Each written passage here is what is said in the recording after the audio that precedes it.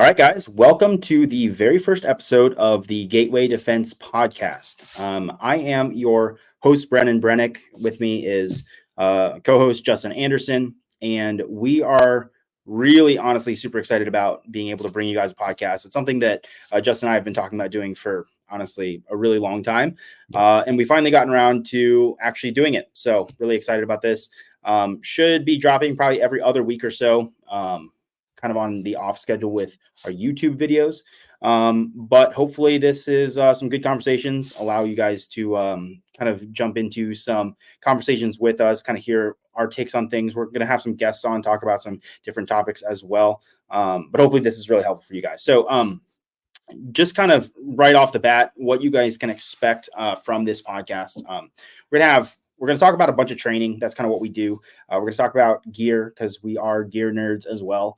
And having good gear is honestly really important. We're going to talk about like class reviews or anything like that. If we go take a training class or something, we'll talk about content creation, what it's like being in the industry, firearms instruction, all of that type of stuff. So hopefully this is, hopefully a bunch of our episodes are stuff that you guys kind of jive with. But we're really excited to actually kind of have some more informal content, but something that you can listen to on your commute or something like that. So like I said, also we're going to be having a bunch of guests on as well. So I think you guys will really like the guest lineup that we are kind of looking at.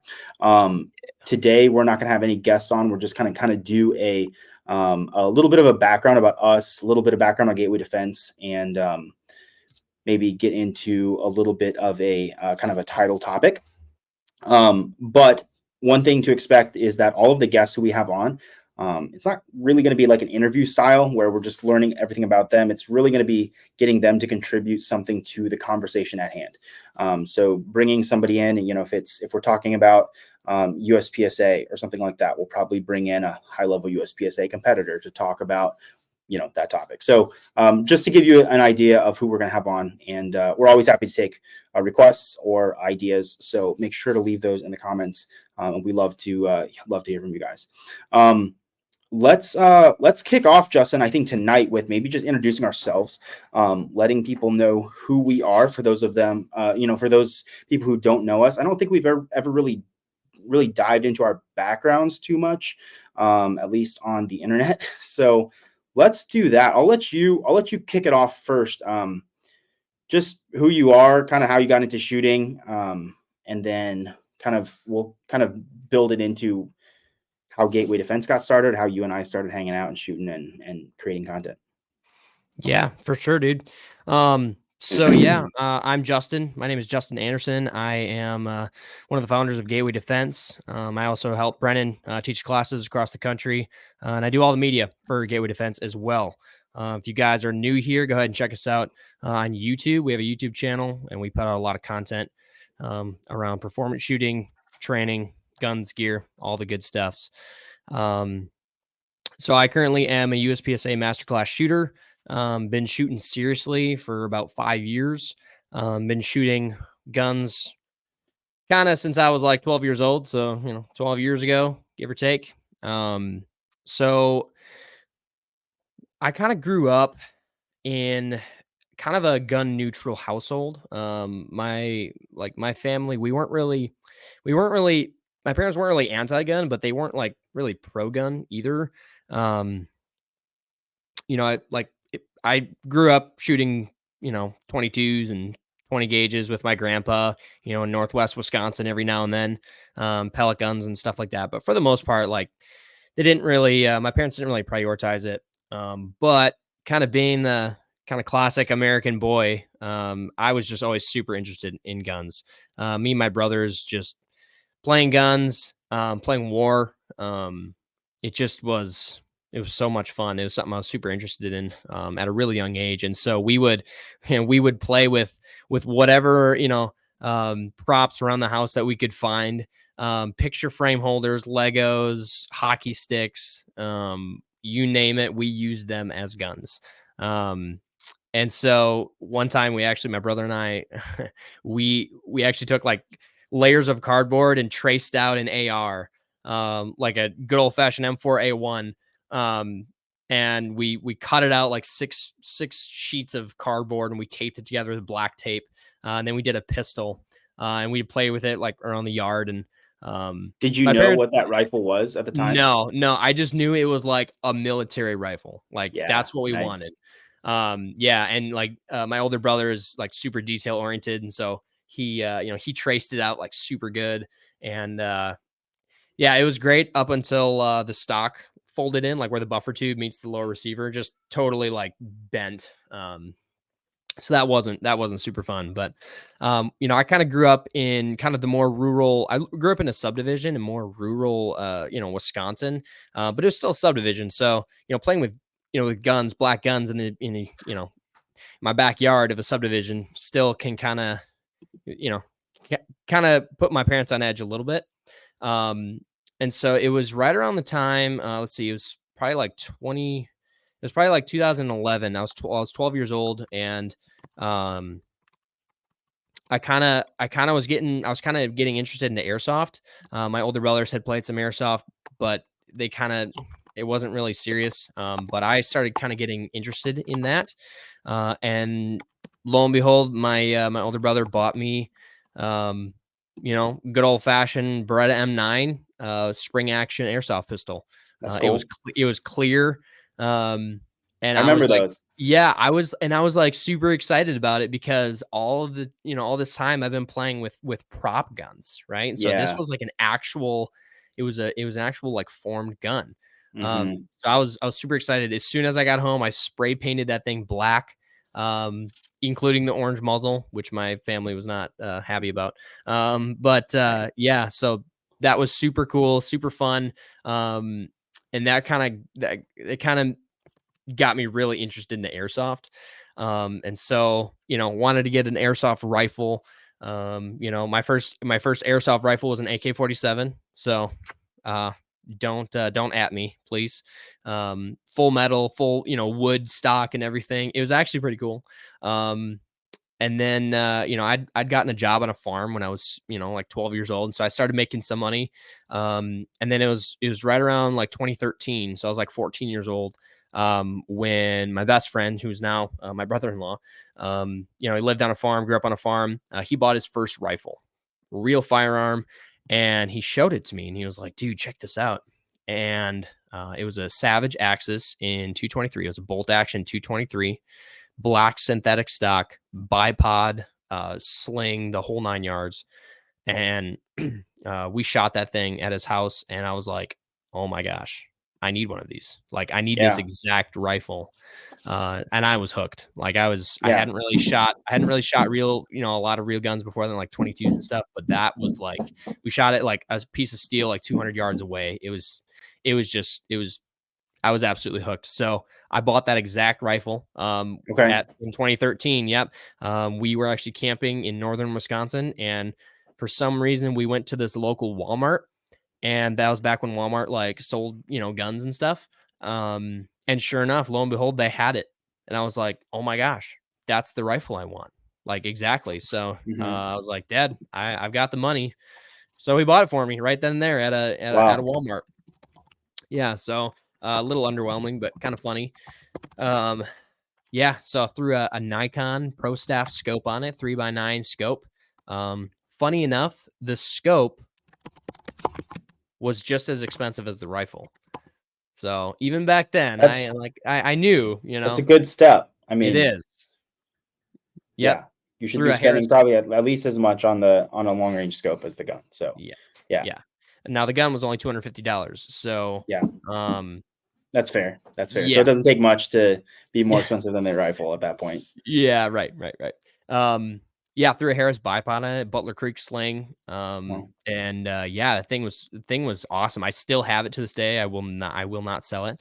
I started buying some like match ammo for it. I didn't even really know what that meant, but the guy at Cabela's was like, "Hey, you need to buy some, like really accurate ammo." And I was like, "Okay." Wait, you still have that gun? I still have it. Oh yeah, I did not know that. We need to shoot it sometime. Yeah, and I tapped the barrel so I can suppress it, and that thing suppressed. Oh, dude, it is. Nice. It's very nice. And it's did you put a muzzle device on it, or did you just thread it? No, I put a muzzle device on it. Really? I've got Okay. I got a Surefire 3-prong. That's very Yeah, cool. dude, Yeah, it's we should definitely shoot that sometime. yep. Shooting, That sounds fun. normally shoot some 69 grain hollow point boat tail, and dude, I've gotten a .58 MOA group out of that gun. Really? Out of a 5-shot group. $250 rifle. Uh-huh. Yep, and a That's $250 cool. piece of glass. Yeah, it's So pretty slick. so when did you I mean, at that point, I know I know some of your backstory or a lot of it, I guess. At what point did you get into like training, like Yeah. the type of stuff that we do now, or even just the appreciation for or prioritizing like I'll say it like a fighting gun, right? Mhm. Like a gun that's going to stand up to being like defensive in nature and stuff like that. What got you into all that? Yeah. So kind of moving, a year past. So I was, 14 years old. It was 2013. I got the bolt action rifle. It was super cool. Um, but very shortly after that, my best friend got a pistol. And so that opened up like a whole new world. So, Okay. 15 years old, I wanted a pistol. And back then, back in 2014, um, for those of you who may not know, please send your condolences to me because I'm a left-handed shooter. And back in 2014, there were not a lot of options for like ambidextrous guns, handguns. Gen 4 Glocks, MMP 1.0, the 2.0 was not out yet. CZP-10Cs did not exist. There really wasn't many options. I think the HK VP9 maybe existed, but it was so expensive. It was like $800. And so sure enough, I got a Sig P320. That was my very first handgun. I wanted it in 45 ACP, but they did not have it. So I had to settle for 40 because 9 was super weak and sissy. Because knockdown power and stuff. And then shortly after that, I think a year later, 2015, I got my first AR. And what was that That gun? and that was actually so. I'm a hardcore researcher, so I'd done a bunch of research online and YouTube videos and stuff like that, about like ARs and stuff because my older brother bought one, Sig M400, and I was like totally hooked on that thing. And so I was like, well, I need to get an AR now. And so I found out that you can buy ARs in separate pieces, right? Yeah. You can Okay. have the complete upper sent to your door, but then the lower receiver is what you have to, have transferred at an FFL. And I knew that. So that's what I did. So I actually ordered a 16-inch BCM rifle, and then a PSA complete lower. Okay. So Not bad. yeah, not bad. And so that purchase was pivotal for me because what was included in that BCM complete upper package like really opened my eyes to like the world of like tactical stuff, right? Mhm. They included, shout out to BCM, they're local to us here in Wisconsin. I've owned several of their rifles, just super super squared away rifles. Love them. But they included 2 hats, a t-shirt, a calendar, and then they also included 3 of the Magpul DVDs. So, Wow. yeah, so Way of the Okay. Rifle or Art of the Rifle, whatever it's called, Travis Haley, Pat Rogers, doing Yep. CQB, stuff like that. And I watched those over and over and over. And that was just like to see Travis doing stuff like fast, like Yeah. speed reloads, with Two the mag two clip. four two Yep. two and Oh man, all that dude, good like it stuff. Yeah. was I couldn't I literally had like a little portable DVD player and I just watched him like every single night. And then like watching Pat Rogers full multicam with these, like SWAT dudes and Ranger Green and night vision and stuff. It was, live fire shoot houses. And back in like 2015, like that was some pretty like that was some hot stuff. Yeah. And Yep. so, yeah, so that got me hooked on like the more tactical side of things. So from 2014 up to like 2018, I was just really heavy into tactical stuff. I had found James Yeager on YouTube, RIP, right? But just followed him like religiously. And then I also found like Jerry Michalek. So I'd kind of been exposed to the competition side of things, but Okay.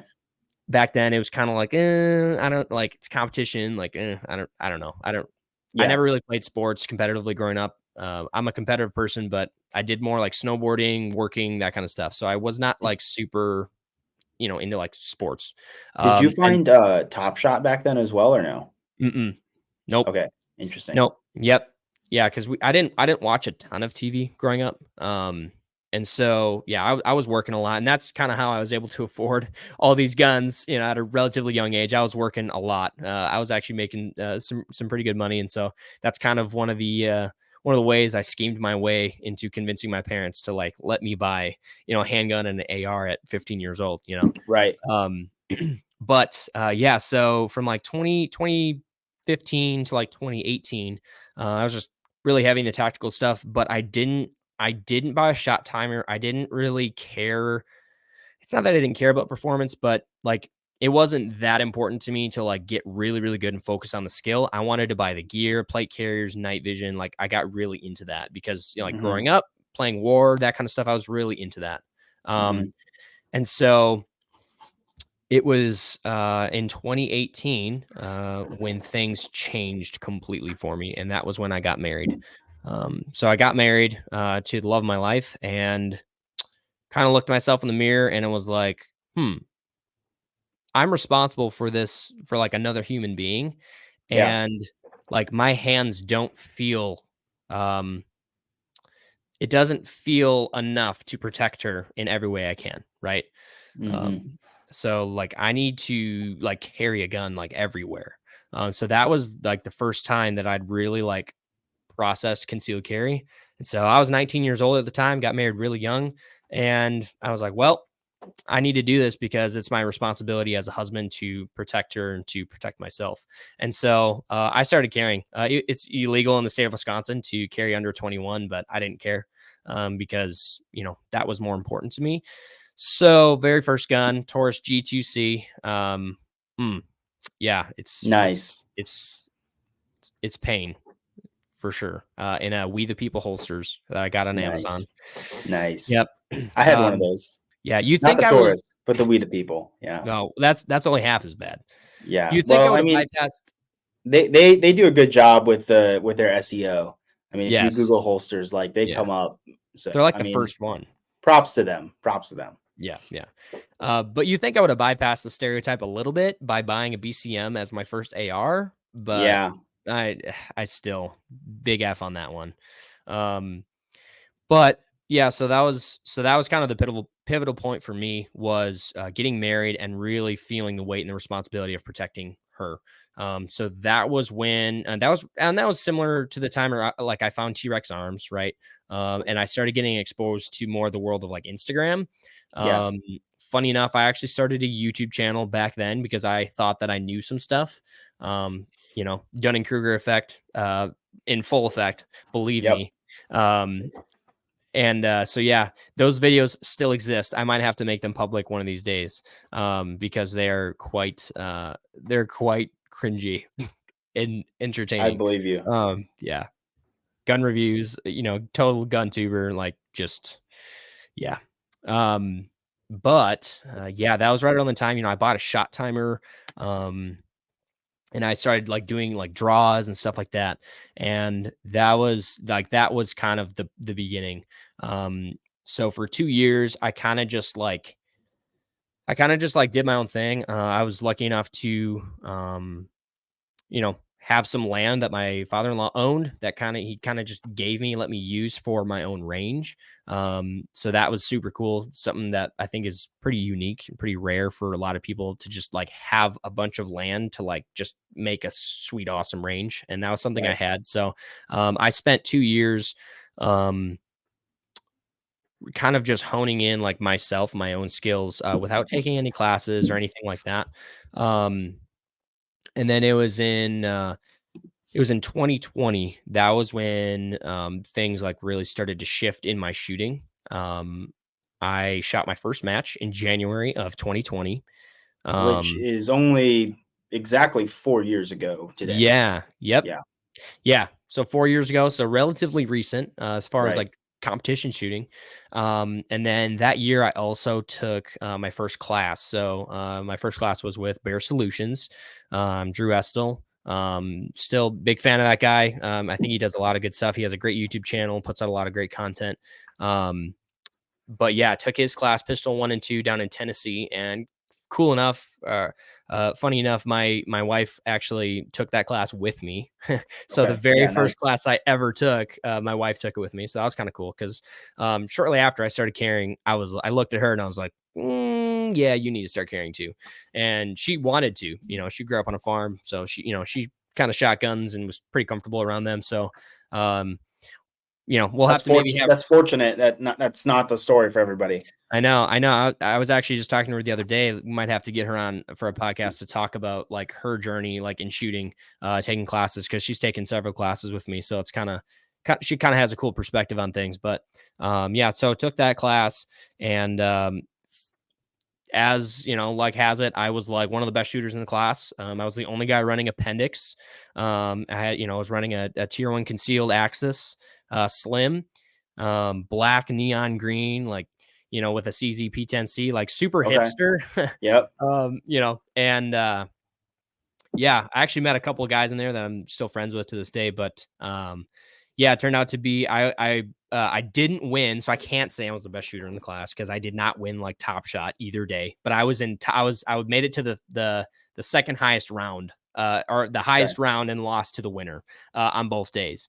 So yeah, so it kind of goes to show like you could do a lot on your own if you have the right resources. But taking that initial class, like, really, like, his class made a lot of sense to me, and a lot of things resonated with me that I did not know, specifically grip. Like my grip, I did not have that dialed at all. There were so many things that I was like, that he was talking about, leverage, friction, how you're going to behave, different grip pressures, stuff like that. I was just like it was just way over my head. I'd never even thought about any of that before. I was just like, Hmm. oh, like, try to get the gun back on target as fast as I can, right? Like, muscle it. And that's what I did. Yeah. I muscle it. We've talked, I'm sure that'll come up in one of these days, about a bad habit I kind of formed doing that, pushing into the gun a lot. Um, Yeah. so yeah, I'd taken a couple classes over the years with, a couple different folks across the country. But yeah, that kind of fast forwarded to now. I had a previous company doing some teaching locally, doing some other stuff in manufacturing and media and stuff like that. So yeah, that's That's, uh that's kind that's of cool, my man. story. Yeah, I think it's interesting. I mean, like you were getting into it back in like 2014, right? And then 6 years later is when you finally, or when you really first started taking it like really seriously, I would Mhm. say. And then let's see. I mean, getting into performance shooting at the same time, kind of, to a degree. I think you're much more into that now, even than in 2020. Certainly. I think you and I connected on Instagram. Did we decide it was 2020 or was it 2019? It was 2019 actually. Okay, It yeah. was So I yeah, mean, yeah. even since then, I mean, I know that you and I and our perspectives on a lot of stuff has changed tremendously. I remember when I first connected with you on Instagram, it was like a lot of like plate carriers and helmets and night Oh yeah. vision and like prepared citizen and like fight tyranny and all that stuff. Oh yeah. Which is I mean I agree with that, and you still do too. But I think a lot of that was still informing your range days. Hmm. Whereas now, like, Yeah, my shooting you looks can't a lot really. different. My range days Yeah, look a lot different than they did back in 2019. That is for sure. Because yeah. I mean, I know you don't really care about that stuff as much. Like, you're out there doing the exact same thing as I am. You're just trying to get better at the shooting part, and then Yeah. like at the end of the day, like, yeah, like we still have plate carriers and helmets and Hmm. suppressors and all that stuff. I mean, that's still cool, but Yeah, it's because it not was. what's driving the range day anymore. Right, yeah, because growing up, right, like, being just so into, like, war and military, airsoft, like, tactical, James Yeager, Pat Rogers, like, all that stuff, I was just so attracted to that. And so then when I found, like, Yeah, T-Rex Arms, Lucas being who he is, like, love him, hate him, I resonated with him because I was just a normal dude just like he was. And so seeing him run around in kit and stuff, I was like, Yep, I like that. And so Yeah. that kind of drove, a lot of, Well, and it's the easiest way to like be like who you see, right? Is to buy the same stuff. right, Right? right. Like, I mean, oh, like Lucas is running around in plate carriers and stuff and shooting really fast. So if I buy a plate carrier, then like boom, like I instantly look like have like the same look. So yeah, I get that. And also like being a kid, even just being really obsessed with gear and guns and stuff, it was always about like what you could buy, right? Because Right. you couldn't do any of those things. Like you weren't actually going on raids. Yeah, like Um, I didn't have access to live fire shoot houses. Like Right. I But was if you never had a gonna do that. cooler airsoft gun than the next guy, then you were Yeah, cooler than him, right? So, exactly. If you had a yeah, plate carrier and a cool face mask, like man, that's all that mattered yeah, is how you looked. instant street cred. So, Yep. yeah, I can definitely see how that carries over for a lot of people, and for some people, it's still carried over, and I think they need to maybe look at getting out of that mindset. But, yeah, cool. Yeah, what So about you, man? Yeah, so I have a pretty short history with guns. So like yeah, growing up like we had some guns like at 22, like I think my dad had a Ruger Mark IV or whatever they are, like the old little like target Yeah. pistols. I think that was the only handgun we had in the house. And like I pretty much never shot that. Maybe like one time, maybe two.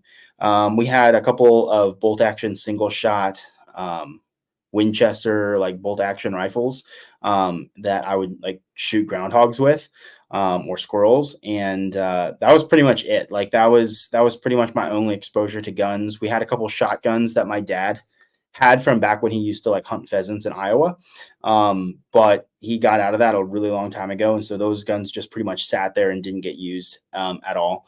I hunted growing up, but I bow hunted, so like again, not much exposure to guns. But I did always think they were cool. So like when I was a kid, I knew what a Beretta M9 Hmm. looked like. I didn't know what it was called, but I knew what it looked like, and like I thought that was the coolest gun ever. And then later on, I figured out what a Glock was. Probably when I was probably in like 10th grade maybe, and I was like, oh, Glock, like that's cool, and like looked into it a little bit and realized that like a lot of like police and military guys use Glock, and I was like, okay, that's really cool. And I thought those were pretty neat. And that was it. Like that was my extent. Like I didn't know anything about AR-15s, like nothing. And I went to college, and obviously you can't carry on college campuses anywhere. And but I got exposed to guns when I was in college. So there was actually a shooting team for my school, and they would shoot essentially. I think the main thing was Steel Challenge. I think they also shot the oh crap, what are they? The GSSF matches? Is that what is like the Oh Glock yeah. Yeah. like Interesting. Yep. bullseye or something matches? I don't know. But mostly I think they shot Steel Challenge. And then occasionally I think they would shoot this USPSA match. Hmm. That was nearby, and so I got the opportunity to go with them to a steel challenge match one time, and I thought that was like the coolest thing ever. I'd never shot steel before. And then one of the summers that I was in college, I worked for this camp that the university put on for kids. It was called like an edu camp, right? And so kids could pick like these different tracks or whatever, and there was a shooting like camp essentially. And so like you went and learned how to shoot 22s and 22 rifles, and then you got some exposure to shooting like 9mm handguns and 5.56 ARs, Oh, that's which cool. was really cool. And so I was a counselor, and I was like, whoa, like I want to do that. Like, yeah, I like shooting. So Yeah. I signed up to be the counselor for that, and because I was there for everything, I got to be exposed to everything. So this one dude, his name's Nate. So shout out to Nate if he's watching this.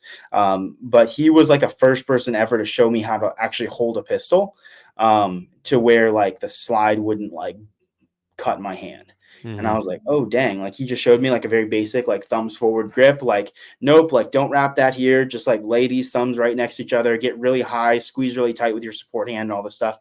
And I started, shooting some of their pistols. I was like, whoa, this is not that hard. Like I think my only interaction with pistols before was just being really afraid of like the slide, essentially. Yeah.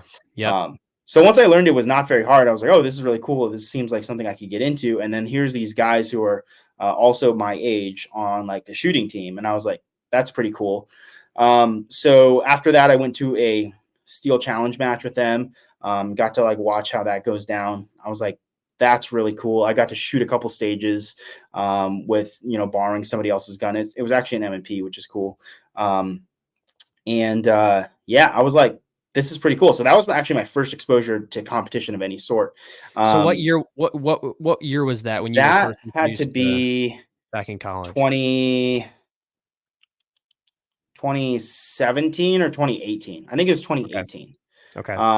So later that year, end of 2018, I decided to buy a pistol. So I had gone to take my concealed carry class in South Carolina before I even owned a handgun.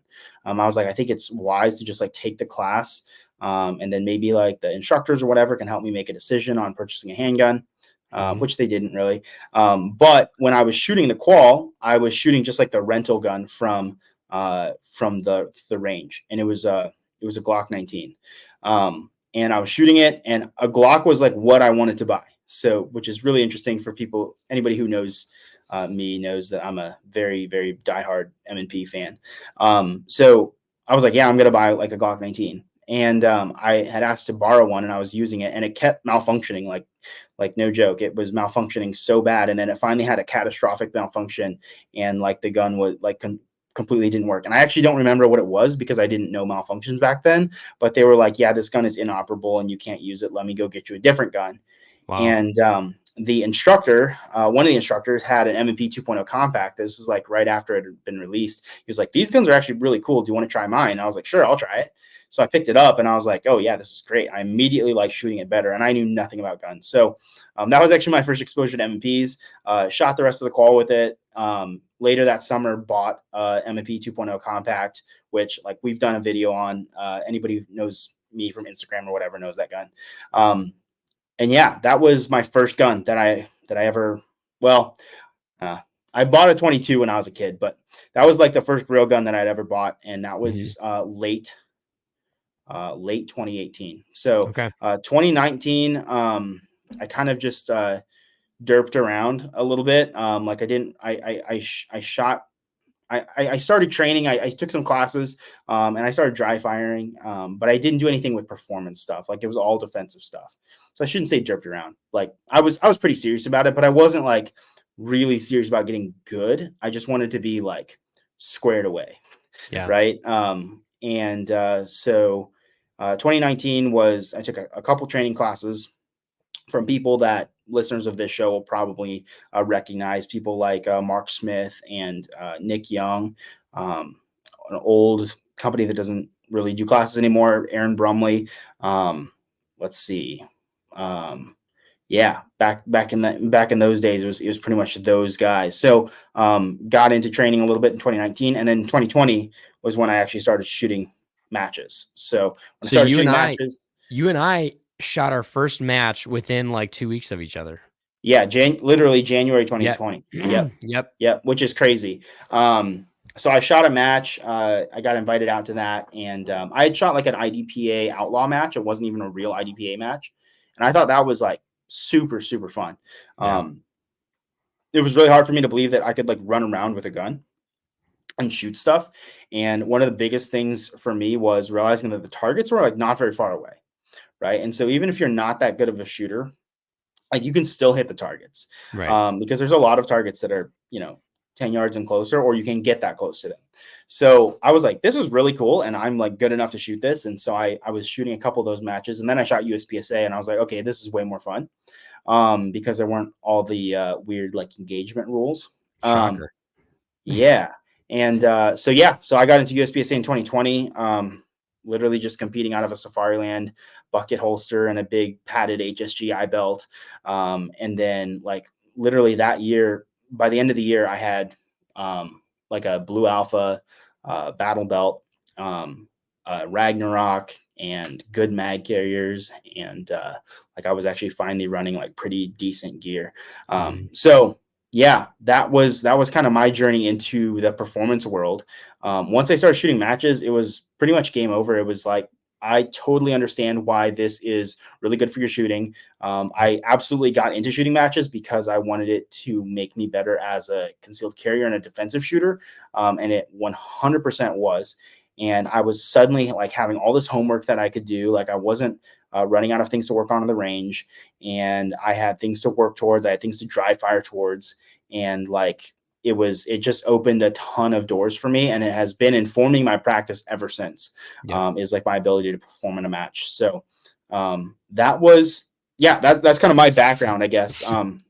So a little bit long-winded, but so let's talk about a little bit how you and I started connecting, and then how we started hanging out and shooting together. So we mentioned we connected towards the end of 2019 on Instagram. We've done a deep dive into our Instagram chat history, which took a while. It took a very, But very long time. we had a long road trip. So so we connected a long time ago, and essentially, like, pretty sure I was messaging you like, why do you have a PEC 15 on your rifle when you don't have nods? No. It was even before that. Was it really? Yeah. So I had posted a picture. It was like one of the very first classes I ever did. And it was like a lot of my buddies with like 2 strangers. It was like 6 people, and it was like 4 of my buddies and then like 2 strangers. It was like a pistol class that I was doing. And I posted a picture of me like teaching, and you commented, or I think Oh you yeah. sent it to me in as a DM, and you were like, "Hey man, like just found your page, cool stuff. Like how long have you been an instructor? Because like I want to be an instructor." And Yes. I Okay. was like, "Bro, I'm like not even an instructor, but like I kind of am, you know, like I was kind of like, oh, well, I'm an instructor, so let me tell you a thing or two."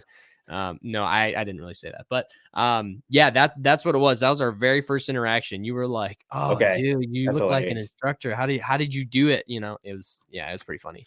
That's hilarious. Yeah.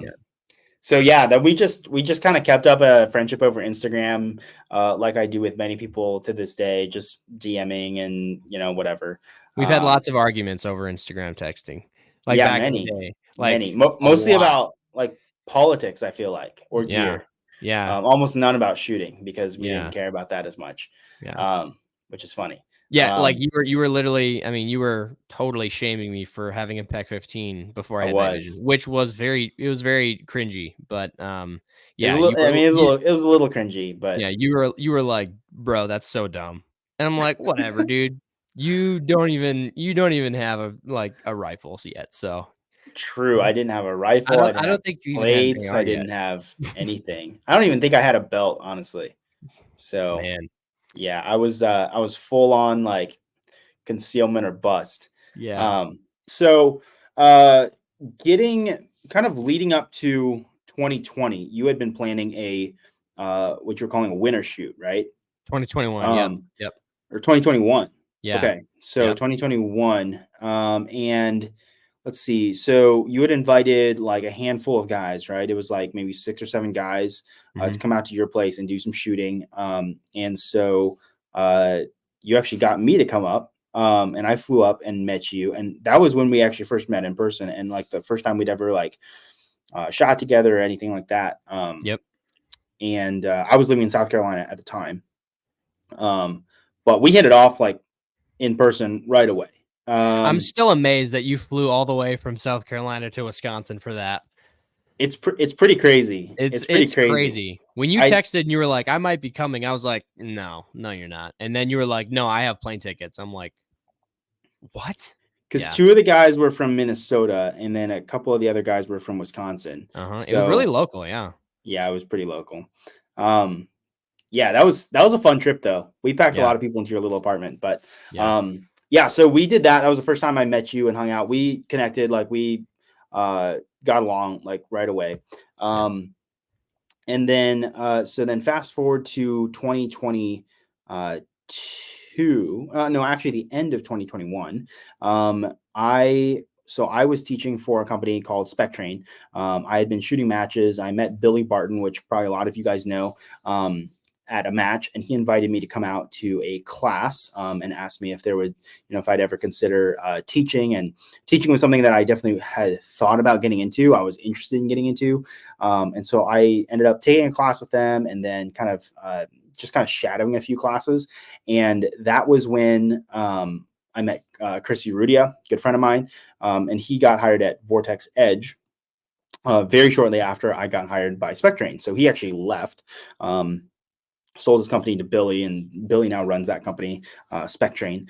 And I was like, wow, that's like a really cool opportunity for him. That sounds like a dream job, all this stuff. Like, that's really cool. And Chris was gone and he moved to Wisconsin. He was teaching, shooting classes full time. So about a year after that, or leading up to the 1 year after that, Chris started texting me. He was like, yo, we're adding instructor slots at Edge.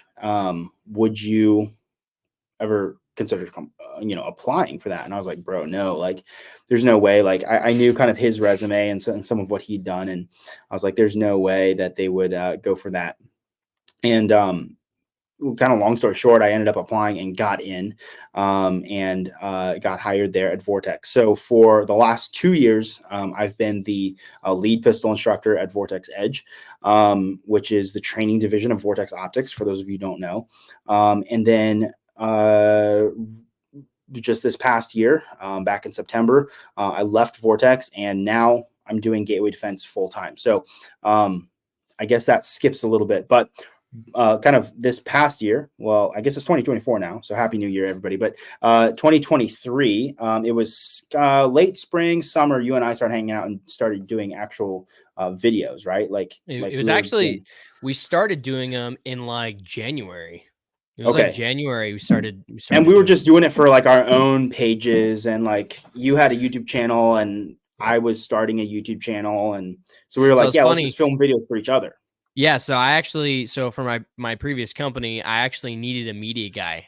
And I was like, Brennan, would you ever be willing to be my media guy? I can't pay you much. And then you were like, well, just don't pay me at all, just film content for me. And I was like, that's totally a fair trade. And that's how that started. Yeah. That's right. And so we were doing a fair bit of that. Yep. And then one day I remember we had been shooting at your range, and we were like warming up in the car because it was really cold. And we started talking about this idea of potentially launching a YouTube channel where you were essentially going to be the full-time videographer. I would be ending up kind of in front of the camera a lot. You'd be behind the camera and doing these videos. And like, instead of trying to separate it up into my content and your content, like, let's just put our heads together and make good content together under one channel. And Gateway Defense was the name.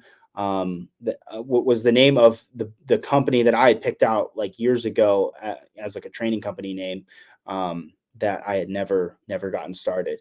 And I brought that up during a conversation, and it stuck. And like we couldn't get it out of our heads. It's like Gateway Defense, like that's a really good name.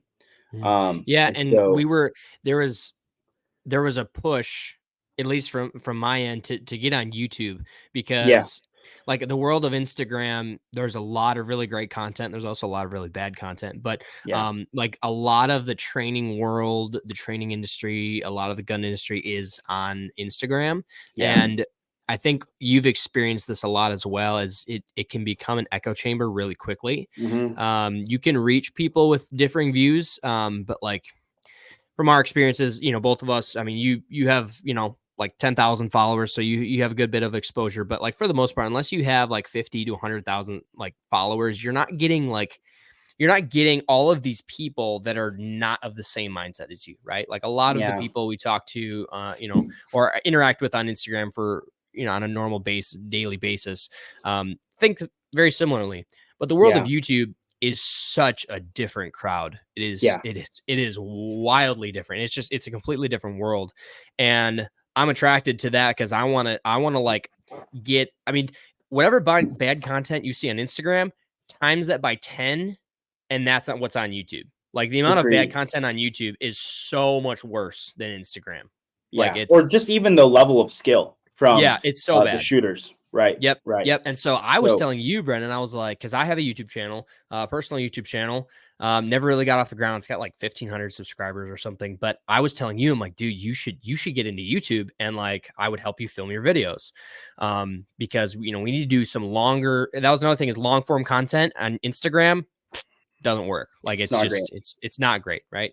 And Right. you and I were very passionate about training, and a lot of like deep dives into training principles and methodologies and stuff like that. It takes a time to talk about it and to dive Yep. into it, and you just can't really get into that on Instagram. And so yeah, that was kind of where we like looked at each other. It's like, okay, I could film YouTube videos for you and you could film them for me, or we could just kind of like combine forces. And Yep. that's how Gateway was born. Yeah. So we That decided sounded weird. to just both contribute equally to the one YouTube channel, make videos about stuff that we cared about. And the big push there was performance shooting, right? And so Mhm. we wanted to make performance shooting well, one, a little bit more normal. YouTube, I think, is still pretty stuck in like plate carriers, right? And so we wanted to make performance shooting a little bit normal. We wanted to kind of show people how to get into it as well. Like what even is performance shooting. I think we're maybe going to talk about that here in a second. But yeah, so we had been doing the YouTube channel. And then when I left Vortex, it made a lot of sense for me to jump into kind of opening the training side of it as well. And it was like we talked about it. It was like, yep, makes a lot of sense to open it under the same name. So yeah, that's how Gateway Defense Training was born, essentially. So now that's my full-time job is teaching. Justin, obviously you're with me as much as you can be. You have a full-time job still, but yeah, we're traveling the country, teaching classes all over. 2-day performance pistols, our flagship class, which is the one that we enjoy the most, and is the most fun, I think, to teach. We also have 2-day performance rifle. We've got a concealment mechanics class, and we've got a USPSA or like competition shooting clinic type deal that we'll do as well. And then around here locally in Wisconsin, I think we'll probably start offering some other classes as well, some more entry level classes. For some of those places that we don't have to travel so far to. But yeah, so far looking forward to this new year, which I can't believe it's the new year, but looking forward to this year, 2024. We have a lot of classes scheduled. We're going everywhere from California to Arizona to North Carolina, Georgia, yeah, a bunch of other places too that I'm forgetting. So really looking forward to that. Hopefully we run into some of you guys. Hopefully we run into some podcast listeners or some YouTube subscribers or something. I think that would be pretty awesome. So yeah, I think that, I don't know, does that kind of catch us up, Justin? Yeah, that's kind of how it started. Like I think it's cool, like looking at kind of how Gateway started. It was an idea, back in March, of 2022 or 2023, right? Yeah, Yeah, right. 2023. And we actually like started filming in like April. We didn't launch till like August. And so like it was a lot of front end work and all that. But I think it's cool to kind of look at like the little niche that we fill and kind of what our priority is. And I also think it's something like, even as far as this podcast is concerned, it's something that we saw, like a lack that we saw was like a push for performance shooting, competitive shooting, stuff like that. Yeah. That really is, which we'll talk about this in a little bit, but it's how it's really directly applicable to defensive shooting, concealed carry, tactical shooting, right? And like at the end of the day, shooting is shooting. But it's really hard to get people to think that like that is cool, because it takes a lot of work, right? Like Mm-hmm. building skill in anything, it takes a lot of work. And so when you Yeah. start talking about the process of doing that, it's kind of like, it's not as much fun anymore. But if we can kind of like take that broccoli and like throw some chocolate over it, right? Make it look cool. Chocolate covered broccoli, like they think they're biting into chocolate, but it turns out it's actually broccoli, and it's good for them to learn and everything. Yeah. And because I look up to a lot of the media giants in the industry, Charles Vernier, Chad, Yeah. all those guys that have had a ton of experience, and I've talked to those guys a lot about different stuff, and the amount of information, inspiration, you know, education that you can relay even just through media and through like cinema Hmm. is incredible. Like think Yeah. about some of the most impactful movies, you know, that like have actually changed culture just because it was a movie that was done about something, right? And so being able to blend that with like both of our expertise, especially your, you know, background as an instructor, a professional Yeah. instructor, to kind of blend those two worlds, like, man, like I think it's really cool. But at the end of the day, it's also stuff we're just passionate about. So Yeah. it's kind of easy, you know, to just Yeah. talk about it and make videos about it. It makes a lot of sense. I mean, Yeah. and hopefully too, like even just from this intro, just talking about what you guys can expect from this podcast, like there will be a huge focus on training and the process of getting better, because that's honestly what like you and I nerd out about the most. But like you said, we're bringing in a lot of perspective of, you know, buying and selling and saving for a lot of really nice gear, right? Like, Hmm. I mean, whatever, like all this stuff on my wall, like I didn't start with that. Like most of that Yep. stuff I added this past year, probably, honestly. Hmm. Um, And does and any of that stuff like make you shoot that much better? no, no. No. And like at the end of the day, like I probably grab the simplest rig that I can when I go Yeah. shooting. Let's see, I can't point that that belt right up there. There you go. That's like my USPSA belt, right? And like it's got a holster and two pistol mag pouches and a rifle mag pouch, and like that's it. And I grab like my most simple gun, just like a basic M&P with an SRO on it, and Yep. some mags, and like that's it. And like I leave all the rest of this crap here. It's cool, it all serves a purpose, I have all of it for a reason. But I mean, at the end of the day, like you and I are just kind of really passionate about training. But then we get into the gear side a little bit, and then like you said, we also approach things, I think, from an instructor standpoint. I I have a lot of hours now under my belt, from just teaching people everything from entry level stuff to advanced pistol stuff, carbine, night vision, all that stuff. Really cool. But it's kind of allowed me to develop also like what I like to teach. Hmm. And so I would like, I'm not a long range guy at all, so I'm not claiming to have ever taught long range, but I would help out with those classes quite a bit and help get people zeroed and validate data, and you know, all of those things, and learn how to be a spotter on all these things. And like that's really cool. I have experience doing that, but that's not what we're passionate about. So we're bringing you just the stuff that like Justin and I both really enjoy doing. So hopefully you guys see that, and hopefully that comes through clearly. Um, yeah, I think are we missing anything on that? I think we've blabbered on long enough about us. Unless you have anything to add. No, no, not Okay. really. Let's talk a little bit, so that this podcast is not just about us. Let's talk a little bit about performance shooting.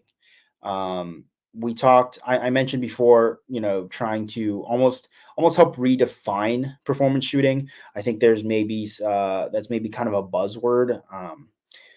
Maybe it started out as a really good thing. Maybe it's getting misunderstood a lot. And at the end of the day, like I don't like to get into like terms too much. Like, oh well, what do you define this as? You know, it's like it doesn't matter. But what does matter is what we're doing and what the goal is. And so I think if we could maybe let's have a discussion about defensive shooting or like tactical shooting versus performance shooting or competition shooting. Like, what is the difference? Why is there a difference? What are people freaking out about? And what's our stance on it? What's our take on it? And like, what are you going to expect from the channel? What are you going to expect from, you know, a class, a gateway defense class? What do you how do you want to kick off this conversation? Yeah. So, I mean, I mean, we can honestly just like dive right into it. I mean, you and I got into this because of concealed carry, Yeah. right? So I think it's important to understand, or at least try to think about like different perspectives, right? Yeah. You know, buddy of ours, you know, Trevor, the dude's a sniper in the guard. He has his own perspective on things, you know, going Yep. through sniper school and like the different experiences he has. And he may differ on some things than we do, but that dude has enormous amount of experience. And so I think it's important to just understand like where experience comes in and, you know, how valuable that is and where that translates to like skill and training and perspective and stuff like that. So you and I, our perspective and experience is from normal Joes, normal dudes. Neither of us have Mill or LE experience. We're just normal Joes that, you know, throws guns in our pants every day. Right. And that's Mhm. why we got into this. And so I feel like you and I can speak relatively confident about like the defensive style of like shooting and performance shooting because those are the worlds that we're familiar with. Now, full disclaimer, neither of us have been in like self-defense shootings. So like, you know, we're not an expert on gunfights or anything like that, but like at the end of the day, Most people haven't though. Also, exactly. Right. Exactly. Right. And so, you know, friend of ours, Matt Adams, Eagle Tactics, he's a cop and he has different experiences on things too. And then he puts, you know, brings that into, you know, the world of performance shooting and stuff like that. So I think I think it's important to just start off with that, but yeah, to kind of just say it in like a one liner, at the end of the day, shooting is shooting. Like, what does it come down to? Speed and yeah, accuracy. Like, how is shooting measured? We talked about this in our very first YouTube video. What is performance shooting? yep. Shout out to our YouTube channel. Go ahead and watch that video. It's a 50-minute long video. It's super long, but like It's we really good literally though. cover, we cover in depth what we're talking about right now. Yep, And with like, if you were to just ask in layman's terms, what is performance shooting and how is it measured? Speed and accuracy, yep. right? It's using metrics to track your progress. Um, yeah, that's it. hmm Yep. So like, then it comes into application. Yeah, Right? So, once again, experience. We can start from the competitive side to concealed carry to law enforcement to military or tactical, whatever. You and I have, I would say, relatively extensive experience shooting, you know, competition. We both have shot like 30 matches. We're both USPSA masterclass shooters. Um, and so, if we are training specifically for competition, what is different about that than training specifically to be able to defend ourselves against, you know, any type of lethal threat, right? That we may have to use our concealed carry firearm for, right? I mean So, the shooting portion is exactly the same. Like you've got to right, put your sights on target and pull the trigger without moving your sights and get multiple hits on that target. You know, depending on its size and difficulty. I mean, it's exactly the same. The only right. thing that So, changes is really the surrounding context. right. Yeah, there's nuance to either one, right? Because like Right. stage planning, you know, Matt Adams, we were talking about, you know, this with him that stage planning is actually a really good brain exercise and that it Yeah. actually is more applicable in a tactical scenario than you might think, but I'm not Yeah. going to get into that. But things like stage planning, hit factor, gamery stuff, that's a more of a nuance thing that you train for specifically for competitive shooting, right? Yeah. Concealed carry, you start talking about like low light, maybe use of cover, you know, Yep. more tactic side of things, medical. That is all super important stuff that you should train, but that's the nuance of like concealed carry. Neither one of those is 100% the bread and butter of what those things are, right? Because when you really break it down, like you just said, speed and accuracy. How fast can you Yep. put your rounds on target? How quickly and accurately can you put rounds on target? Yeah, exactly.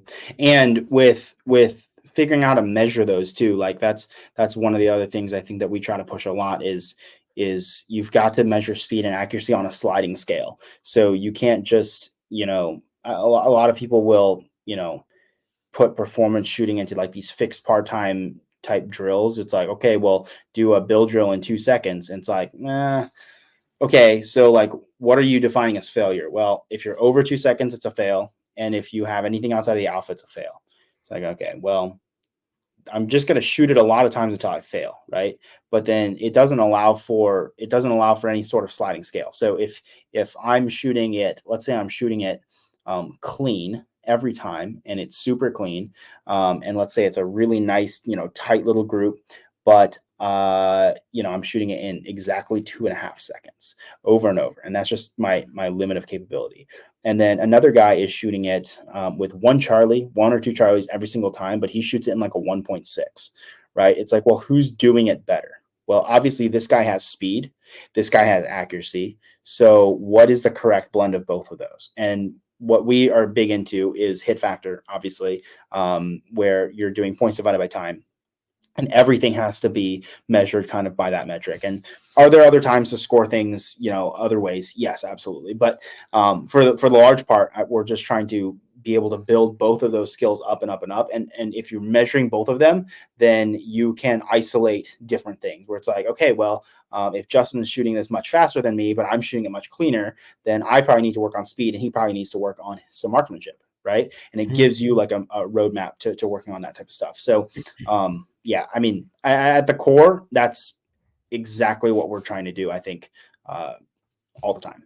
And what's funny is that if you talk to people of differing opinion about this, right? Like we'll just touch on like the defensive shooting like community for a second.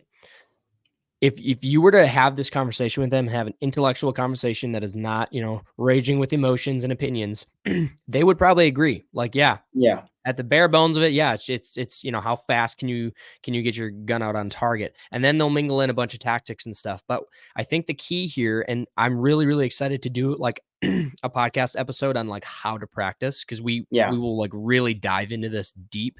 We're kind of just grazing this, or scratching the surface on this, but something that I feel very strongly about is isolation. If you talk about Olympic athletes, you talk about masters of any craft, they all say the same thing. It's isolate. Yep. Isolate what you're doing, right? Like you don't see football players working out in all their football gear. Correct. Right? Like they're isolated, even doing like footwork drills. Sometimes they'll have gear on, sometimes they won't. But if they are wearing gear, they're not wearing full gear. Like they just have like shoulder pads on or something. Right. Well, why did they do that? Or if they're in the gym, right? Like they're not going to wear pads in the gym. But then from their argument, I would say, well, how come they're not wearing their full pad setup? Because that's what's going to happen in real life. It's not realistic, right? And the simple answer is isolate. Like, what is that doing for you if you're trying to build muscle? Like, it's just hindering you, right? And so if you're adding in tactics and all of these, like nuanced range theatrics to your training, what is that? What is your goal, and how is that helping you? Right. Yeah. Right. Because if your goal is to go to the range and like have some stress inoculation or something, like go shoot force on force. Why are you shooting on the flat range? Like that is not the place to do stress inoculation. You know what I'm saying? Right. So like if you're working cover and all that stuff, like in a really dynamic environment, like go shoot airsoft guns or simunitions or something and do force on force, because that's where you should do that.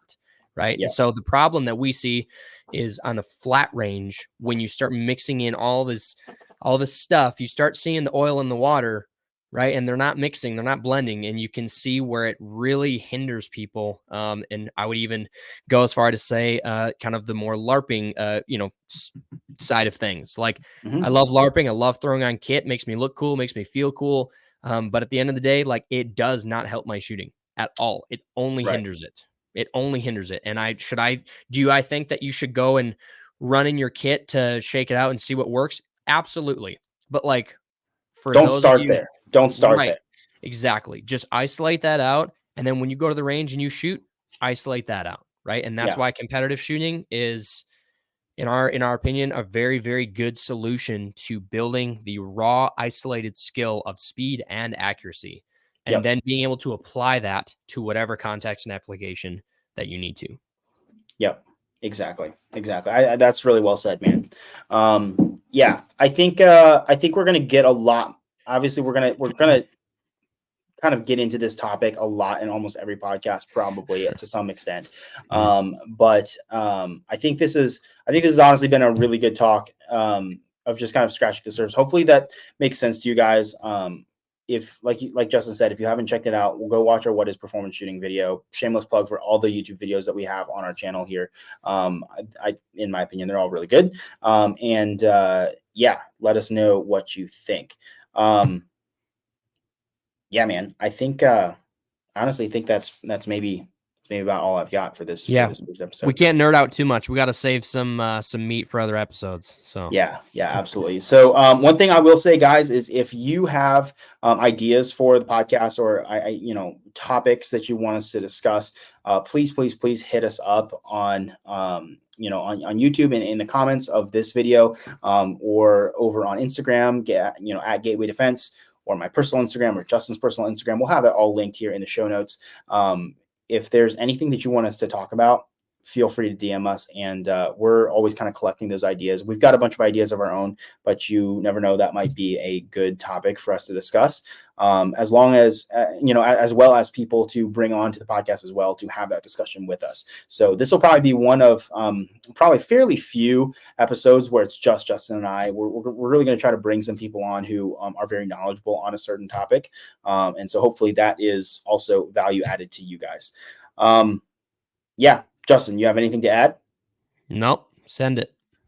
All right, man. Well, this has been great. Hopefully you guys enjoyed episode 1 of the Gateway Defense podcast. Until next time, keep practicing and shooting, and we'll see you on the range.